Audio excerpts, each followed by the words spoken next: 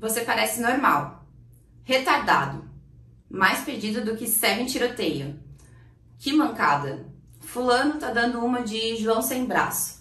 Você é um exemplo de superação mesmo com seus problemas. Sabe o que essas frases têm em comum? Elas são frases capacitistas. E esse é o termo de hoje no glossário. Nós vamos falar de C de capacitismo. Eu sou a Carol Vargas, do Fale Carol, sou advogada e pesquisadora em direito antidiscriminatório e anticapacitista, e eu vim aqui conversar um pouco com vocês sobre capacitismo.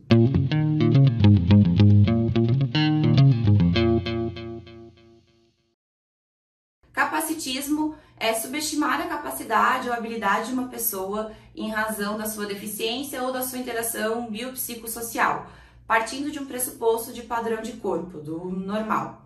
A gente tem várias formas de capacitismo.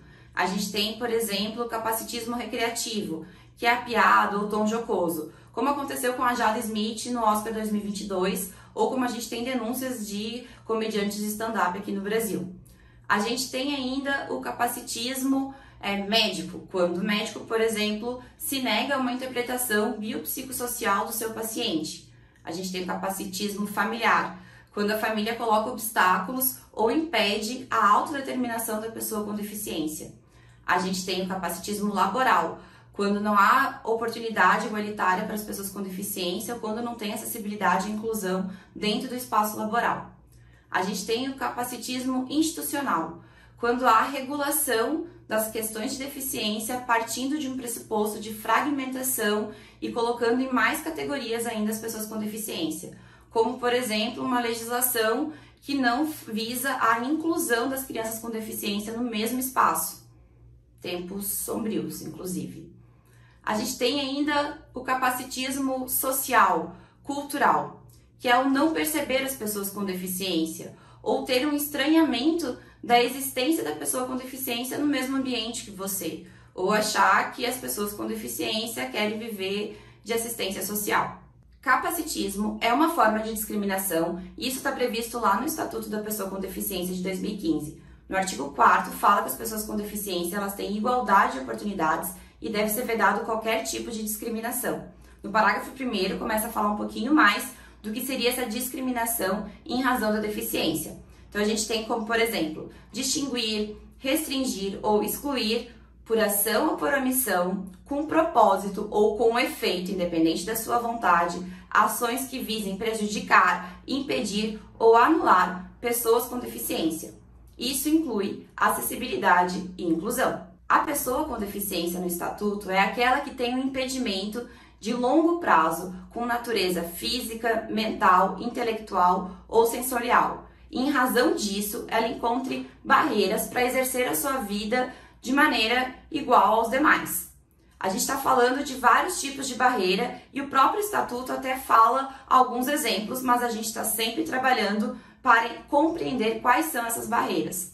Por exemplo, a gente tem falado muito sobre neurodiversidade. O termo é trabalhado desde a década de 90 pela Judy Singer e fala sobre pessoas neurodiversas, que são aquelas que compreendem, planificam, executam e interagem de maneira diversa das neurotípicas. E, em razão disso, elas têm barreiras. A gente tem alguns casos que já são consolidados. As neurodiversidades, elas são como um guarda-chuva. Então, a gente tem o caso do espectro autista, que já foi consolidado que há barreiras para ter a igualdade como os demais. Mas a gente tem muitas discussões ainda e não é consolidado o mesmo para o TDAH, que tem com certeza barreiras na sociedade também. Observe que o Estatuto da Pessoa com Deficiência ele fala de barreiras. Ele até traz alguns exemplos, mas é preciso refletir para além da norma, é preciso desconstruir. A gente precisa observar essas barreiras como questões estruturais que atravessam a existência das pessoas com deficiência. Isso não quer dizer que elas não sejam atravessadas por outros marcadores, como por exemplo por raça ou por gênero. E quem se interessar, eu aconselho ler a Anaí Guedes de Mello, que fala sobre isso. Compreender a existência dessas barreiras e como elas se constituíram nos aproxima da realidade das pessoas com deficiência. Por isso, a gente vai estudar um pouquinho de alguns períodos das pessoas com deficiência e por isso a gente fala de alguns momentos históricos. A gente começa falando do período de exclusão. E para isso a gente pode começar falando da Idade Média, onde os corpos com deficiência eram considerados maléficos e por isso eles eram mortos.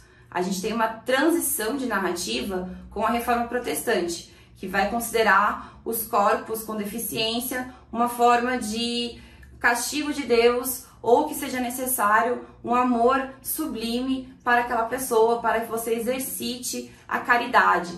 Então, é observado as pessoas com deficiência com dó. Os corpos delas são institucionalizados. A gente faz um outro salto histórico para a Revolução Industrial, onde, obviamente, o capitalismo categorizou as pessoas como a máxima expropriação física da sua mão de obra. Logo, as pessoas com deficiência não tinham espaço nesse momento. Porém, foi nesse período que surge o saber médico em relação às pessoas com deficiência. Isso porque era necessário acolher os acidentados das fábricas. Mas foi justamente esse saber médico que definiu o modelo médico de deficiência que foi utilizado até a década de 90. A gente faz um salto histórico para a Segunda Guerra, onde houve o programa nazista T4 de eutanásia e pesquisa com pessoas com deficiência.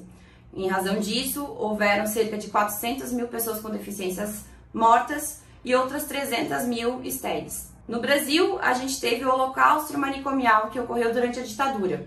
Foi protagonizado pelo Hospício de Barbacena, em Minas Gerais, e ocasionou a morte de cerca de 60 mil pessoas com deficiência. Nesse período, a gente teve como expoente a psiquiatra Nícia de Silveira, que transformou o tratamento psiquiátrico no Brasil em razão dessa situação. Esse período de exclusão só ocorreu por conta de uma simbiose dos sistemas e das narrativas. O capital condicionou o acesso material dessas pessoas. O direito, como fonte de poder, validou essa situação. E as narrativas religiosas trouxeram um afago que justificasse essa situação. As pessoas, no modo geral, começaram a perceber as pessoas com deficiência como pessoas fora do padrão, que trazia algo como um problema ou um encargo, já que elas não tinham muita utilidade e eficiência na sociedade. Após a Segunda Guerra, a gente tem a ONU, os direitos humanos e o compromisso internacional com a humanidade. Isso dá origem ao segundo momento, que é o momento de integração das pessoas com deficiência. Durante esse período, a gente teve uma movimentação social muito grande, que deu origem ao movimento CREEP e à teoria CREEP. Isso porque um grupo de pessoas com deficiência pleiteou transporte e educação nos Estados Unidos, fazendo uma alteração legislativa que repercutiu globalmente, trazendo, por exemplo, a Convenção de Salamanca de 94, que fala sobre a educação das pessoas com deficiência. Isso fez com que a gente fizesse uma alteração do modelo médico das deficiências para um modelo social das deficiências.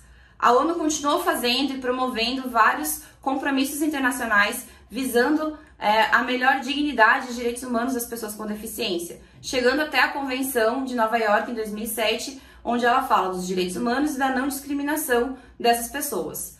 A gente tem mais recentemente os Objetivos de Desenvolvimento Sustentável da ONU. Os 17 objetivos são visando também a inclusão das pessoas com deficiência a partir do compromisso gerado por aqueles que assinaram o Pacto Global. Essa alteração do modelo médico para o modelo social das deficiências deu origem ao período de inclusão. Aqui no Brasil, a gente já passa por esse período de inclusão desde a Constituição Federal de 88.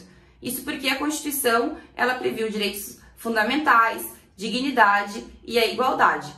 No entanto, da Constituição de 88 até o Estatuto da Pessoa com Deficiência, o que a gente teve foram legislações regulatórias visando a integração das pessoas com deficiência e não a sua inclusão. Então, a gente teve legislação sobre cão-guia, acesso a transporte, acesso à educação, isenção de imposto.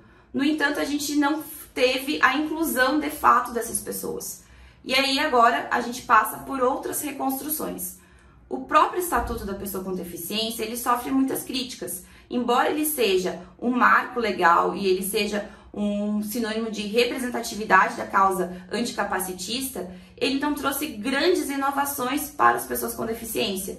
No seu texto, ele reuniu o que falava a Constituição Federal de 88 e a Convenção de Nova York. Então, ele não trouxe alterações substanciais na luta anticapacitista. Isso é reflexo do que a gente vive no Brasil. A gente sequer tem dados censitários das pessoas com deficiência. A gente não sabe onde elas estão, quem são elas e o que elas estão precisando. os nossos dados são extremamente conflitantes. O IBGE em 2010 falou que eram 45 milhões de pessoas. Aí, em 2021, a Pesquisa Nacional de Saúde, coordenada pelo IBGE, falou que esse número, na verdade, é de 17 milhões de pessoas.